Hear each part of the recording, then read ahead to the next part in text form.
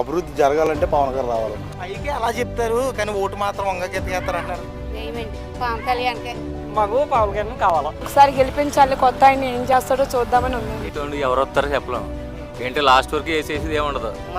చూడండి, ఇక్కడ పవన్ కళ్యాణ్ గారిని ఓడించే మగాడు ఎవరు రాలేదండి. గీత గారు చేశారండి, ఆవిడ పని చేసుకుని ఆవిడ పోయింది.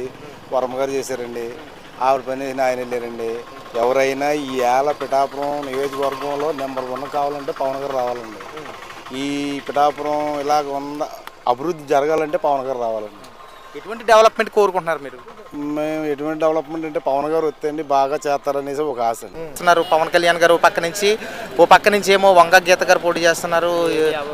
ఎవరి అభిప్రాయం వాళ్ళకు ఉంటుందమ్మా. పిఠాపురం 3 వంతులు అయితే పవన్ కళ్యాణ్ అంటున్నాడు ప్రస్తుతానికి. అంటున్నాడంటే మీ అభిప్రాయం ఏంటి? మరి అదే నేను చెప్తున్నాను కదమ్మా, జనంలో ఒకటి కానీ వచ్చిందంటే ఇంక అన్నీ అదే దారిలోకి వచ్చేస్తుంది. దానికి ఏం చెప్తాను.